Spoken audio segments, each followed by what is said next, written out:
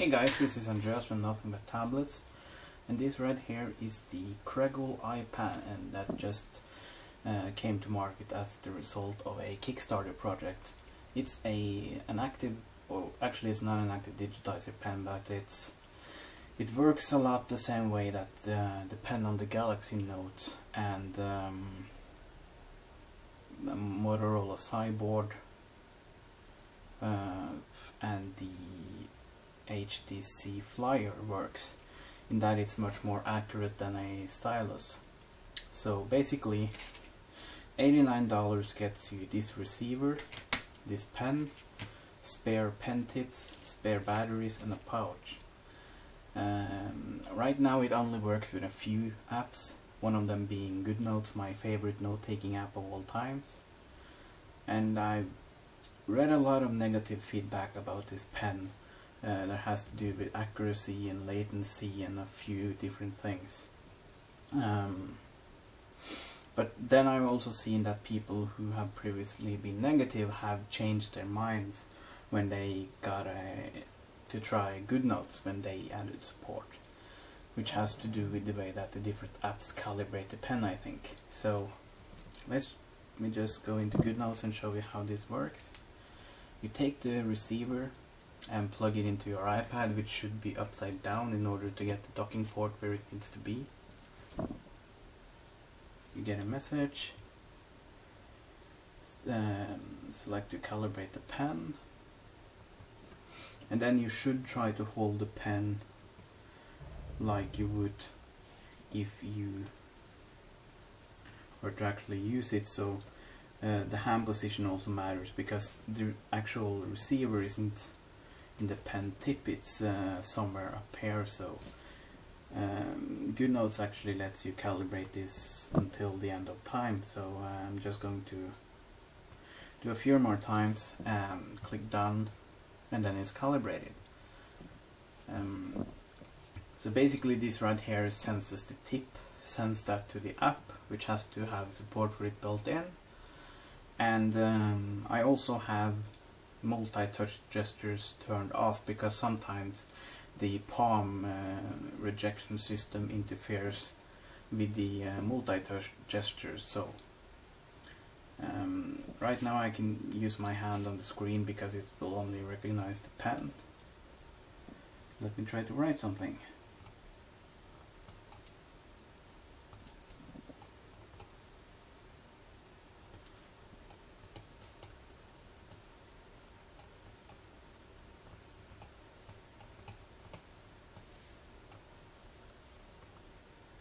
So that wasn't very pretty, partly because I'm trying not to get my head in the shot, and partly because my handwriting is terrible. But let me see if I can get something better down here.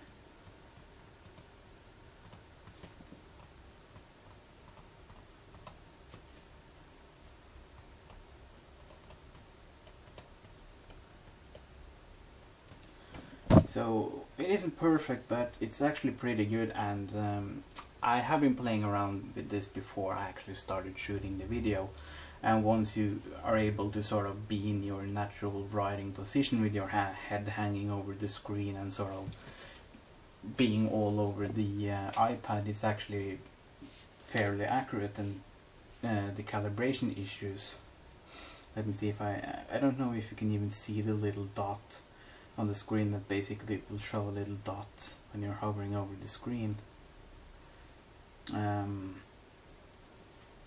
If I move this around, you can see that it becomes seriously out of calibration if I start holding it in different ways. That's why you need to be careful with your hand position when you calibrate it. So, and the best thing, actually I also noticed that if you hold the iPad like you're holding a notepad or something, and sort of try to write on it while holding it, that's also the best way to get inaccurate calibration, because the best way to use this is by laying it flat on the surface, getting comfortable sitting in whatever position you normally sit in when you write, then calibrate it and then start writing.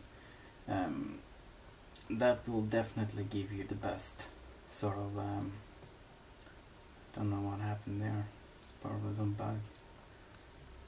That will definitely get you some the best results.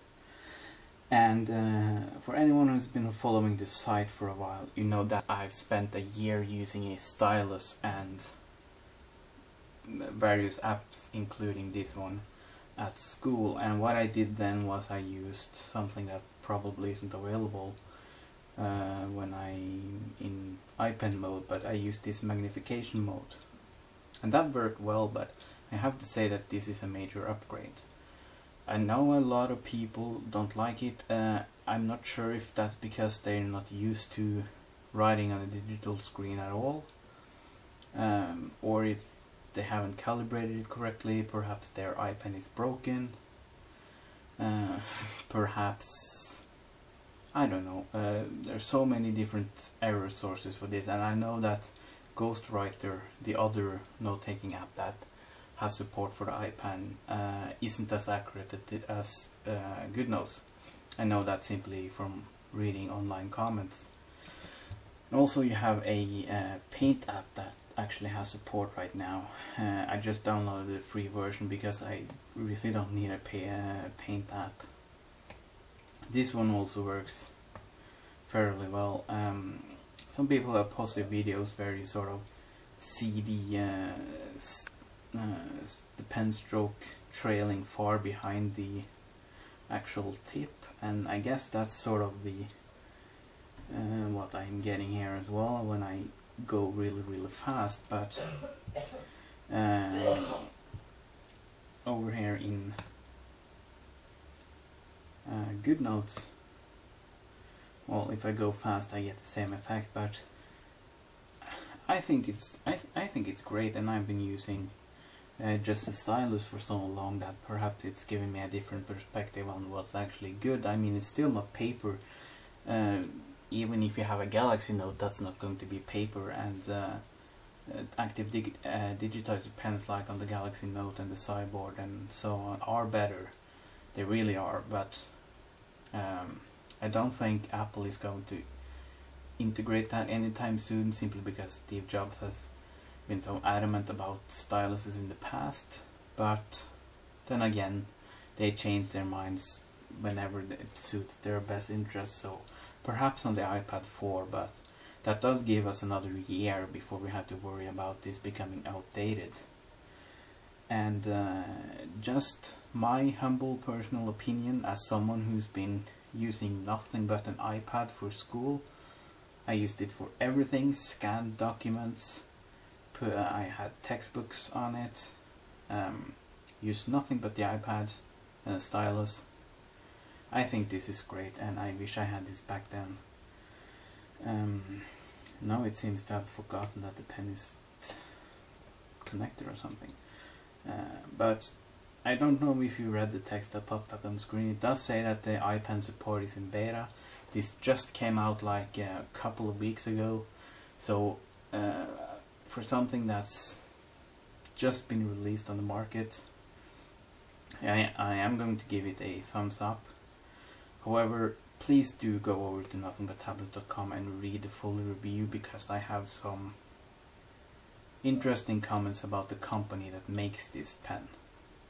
I think you want to read that just so you know if you want to support them or not. But just my personal opinion, I wish I had this a year ago, because this actually does make a big difference if you don't mind having a very limited range of apps to play with, at least for now. So that's been the Creggle iPen review for Nothing But Tablets. Thank you for watching.